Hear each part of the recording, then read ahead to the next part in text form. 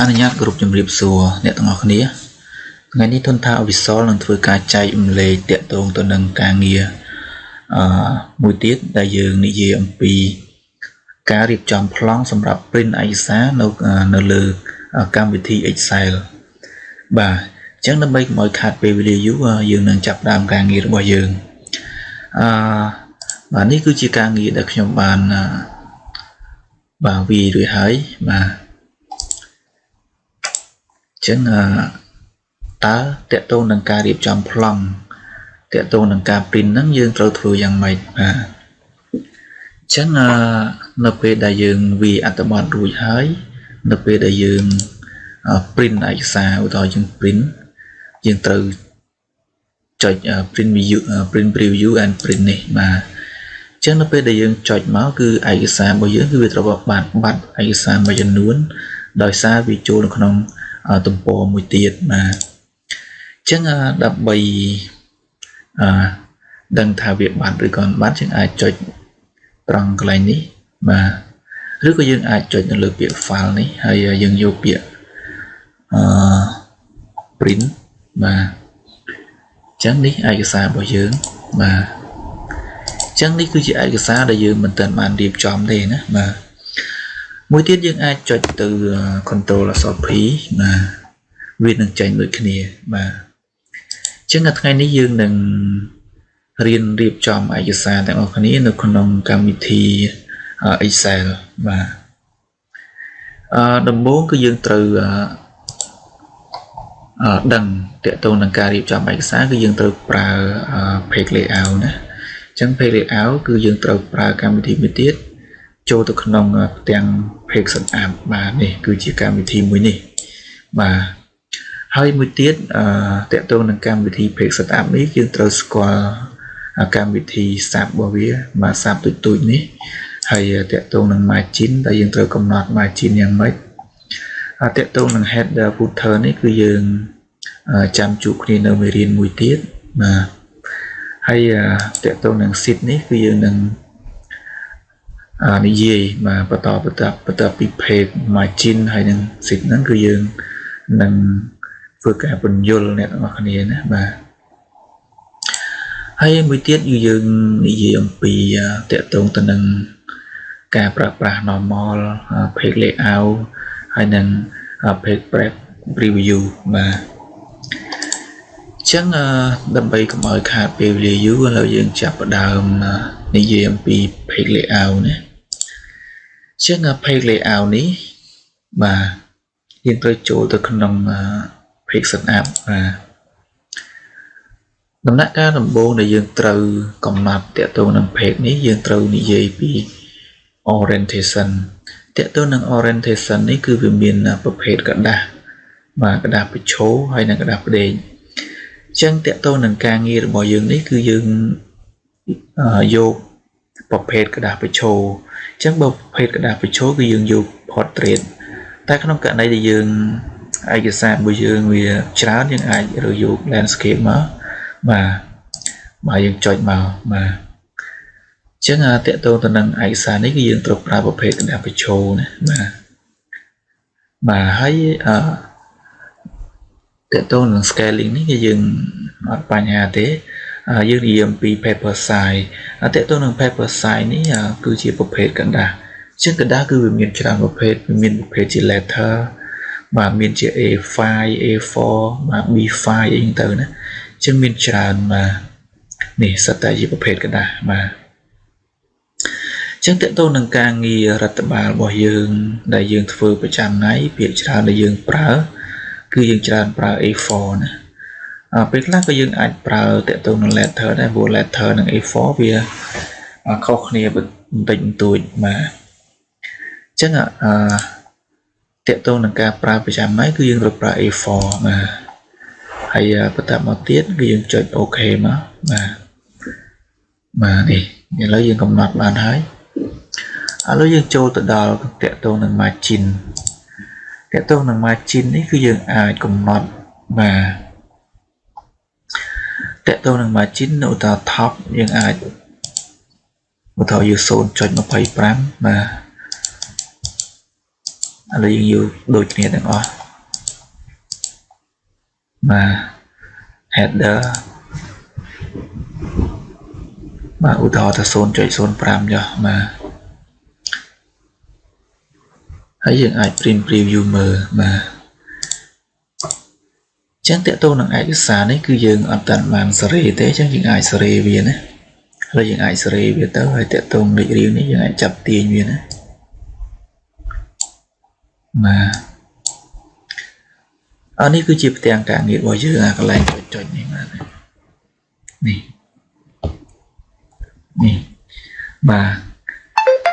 គឺជាព្រំដែននៃការងាររបស់យើងទាក់ទងនឹងกระดาษ A4 បាទអញ្ចឹងយើងត្រូវសេរីព្រំដែននៃការងាររបស់យើងហ្នឹងឲ្យវាចូលនៅក្នុងនេះបាទអញ្ចឹងយើងអាចសេរីមកបាទនេះបាទឡាតាំង head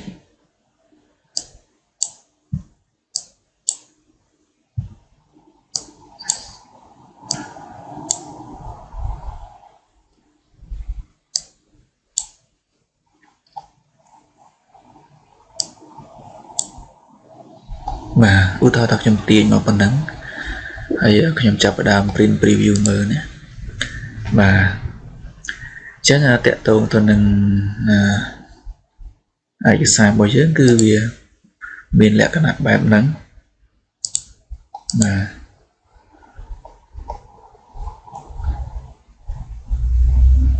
អញ្ចឹងយើងចូលទៅក្នុង page setup របស់យើងសតថ្មីបាទអញ្ចឹងយើងនិយាយអំពី margin អញ្ចឹងតើតើនឹង margin នេះយើងអាចទៅឡើងក៏បានបាទក្បាលដល់75បាទយើងអាច print preview មើលបាទនេះបាទហើយតើតើទៅនឹង center on page តើតើទៅនឹង horizontal នេះគឺមានន័យថានៅពេលដែលយើង take វាមកអត្ថបទហ្នឹងគឺវារត់នៅចំកណ្ដាលណាបាទនេះ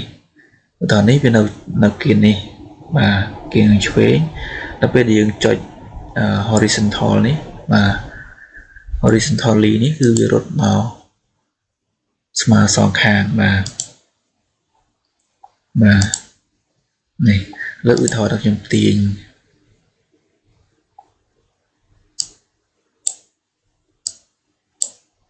បាទឲ្យកណេះធំ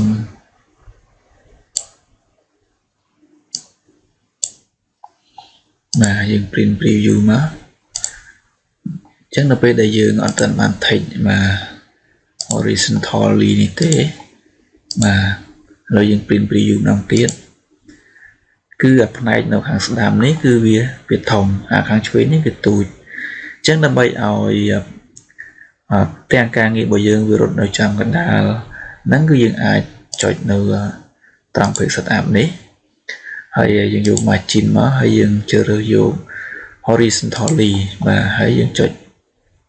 បាទ print preview ក៏បានឬក៏ OK ក៏បានណា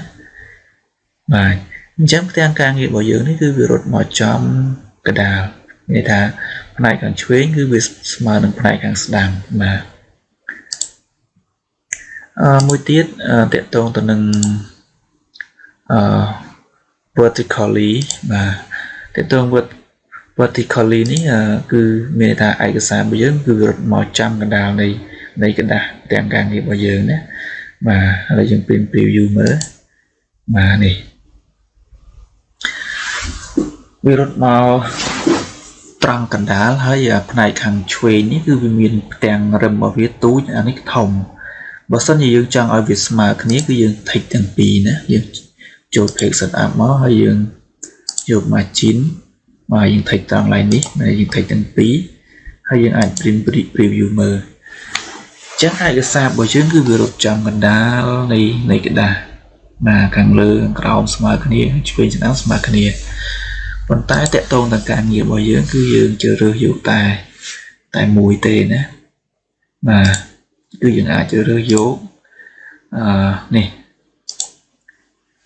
horizontally បាទហើយយើង OK មកបាទ ចឹងយើងអាចនិយាយអំពីមិនយើងនិយាយអំពីភេទតើតើនឹងការកំណត់ប្រភេទกระดาษបញ្ចូលឬกระดาษផ្ដេកហើយ paper size នេះយើងអាចជ្រើសយក A4 មកបាទ margin បាទយើងអាចកំណត់ top ប្រមាណ left ប្រមាណ bottom ប្រមាណ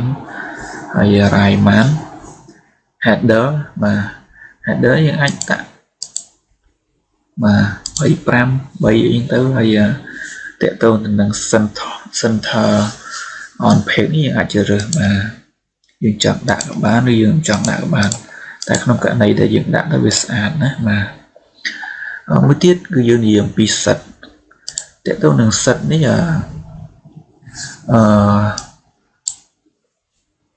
ទីមួយយើងនិយាយអំពី print area តើតើនឹង print area នេះមានន័យថានៅពេលដែលយើងចង់ print កន្លែងណាគឺយើងត្រូវកំណត់កន្លែងហ្នឹងបាទឥឡូវឧទាហរណ៍ឥឡូវខ្ញុំចង់ print ឯកសារត្រឹមនេះបាទឥឡូវខ្ញុំចាប់ត្រឹមលេខ6អញ្ចឹងយើងអាចចូលទៅក្នុង page setup នេះ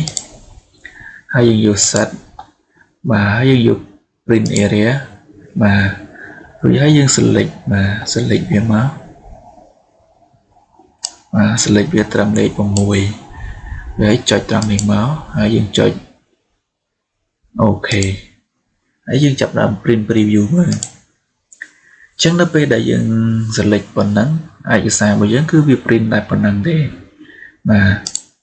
អញ្ចឹងអាហ្នឹងគឺយើងដាក់ print area អញ្ចឹងយើងអាចដោះវិញបានតាមរយៈបាទនេះយើងអាចលុបវាមកបាទហើយចុចអូខេអញ្ចឹងយើង print preview ម្ដងទៀតបាទអញ្ចឹងឯកសាររបស់យើងគឺវាមកទាំងអស់វិញបាទមួយទៀតយើងនិយាយអំពី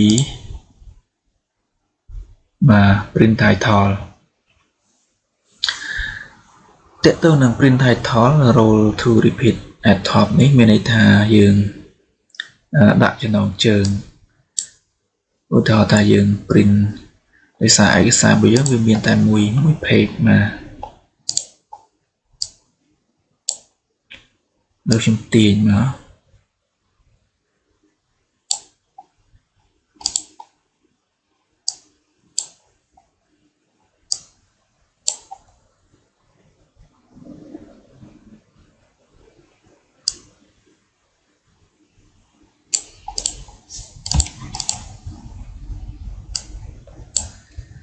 ចឹងឯកសាររបស់យើងនេះគឺវាមានប្រមាណ page បាទអញ្ចឹងយើងអាចមើលតាមរយៈនេះបាទយើងអាច print preview មកបាទនេះអញ្ចឹងយើងឃើញចំនួន page របស់យើងមាន1មាន2បាទនេះ select ទី1បាទនេះ select ទី2ឬក៏យើងអាចចូលទៅមើលនៅក្នុងនេះអានេះយើងប្រើប្រភេទกระดาษ normal បាទឬក៏យើងអាចប្រើអានេះបាទ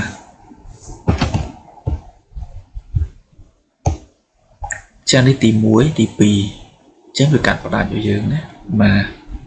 ទឬក៏យើងអាចប្រើនេះបាទអញ្ចឹងដល់ពេលដែលយើងប្រើអានេះមានតែវាប្រើ page មក1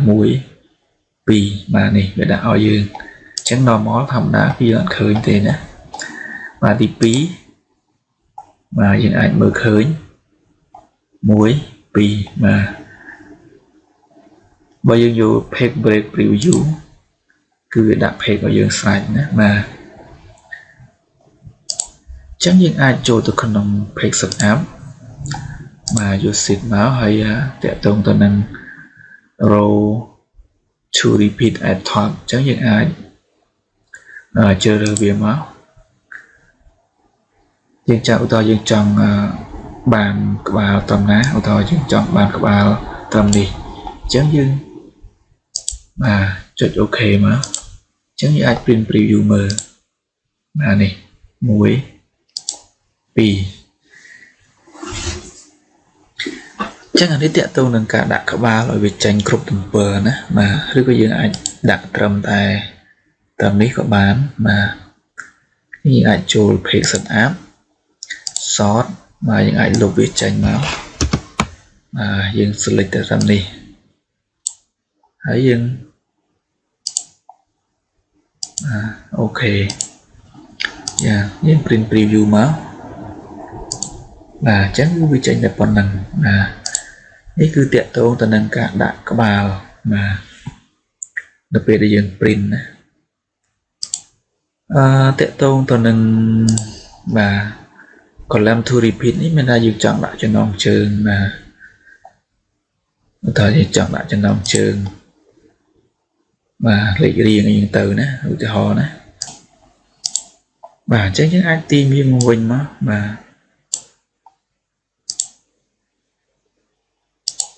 nè đi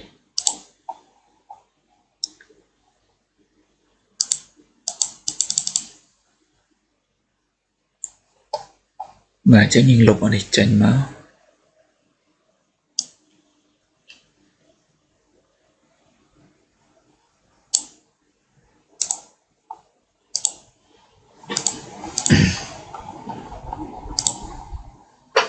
mà chắc đang càng cái bây giờ cứ sạch mà chắc là tiện tương tình năng phê lệ áo với dương cầm nọt bạn nắng mà dương ai cầm nọt tiện tương phê tiện tương mà chín tiện tương năng xịt nắng mà dương chọn pin bạn mấy hay là tiện tương tình năng grid line ní cứ vì lấy dương đã grid line cứ vì tranh nhà bộ phê này mà này chắc là bây giờ dương print preview máu với việc tranh nhà cả là tụi này nè chắc những ảnh đọc về bàn tam diện mà này hay tại tôi nâng black and white ní nó bây giờ thấy viết cứ viết print tranh tài của page so nâng tên nè mà này tranh tài so không màu tên nè mà hay tại tôi nâng track quality ní dừng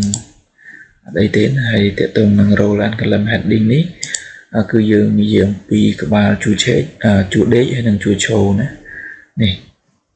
chắc là về điện thạch anh ấy dường preview máu cứ việc khởi các bạn chủ đế hay là các bạn chủ show mà chắc là dường mình sợ pra việt tế chỉ ngại đọc về tranh tới mà hay tiện tương năng down đàn over nó cứ mình ta cái việc gặp tụi tôi bây giờ chập hình ní máu hay tàu ní hay mò đi nè và tiện tôn tàu nào này cứ việc gặp bạn này mà gặp mũi vì 7 buồn yên tờ nè và chắc như ảnh đã lừa nó hay chụp ok mà chắc là tiện tôn tàu nâng cả cầm nọt plong xongรับ print ឯកសារគឺយើងមានតែប៉ុណ្្នឹងហើយសង្ឃឹមថាអ្នកទាំងអស់គ្នាអាចយល់ទាក់ទងការងារនេះmà tránh những ai đã normal của bạn và đã layout của bạn rồi có đã về print preview của bạn đấy mà chứ những ai đặt bài này của bạn mà sẽ những sẵn dường đấy mà chẳng tiện tôn tình nâng ca cầm nọt plong ấy xa xâmรับ print គឺមានតែប៉ុណ្្នឹងហើយសង្ឃឹមថាអ្នកទាំងអស់គ្នាអាចយល់ហើយអាចធ្វើបានណាvà chỉ trong cái đó số mà cuốn số những điệp lìa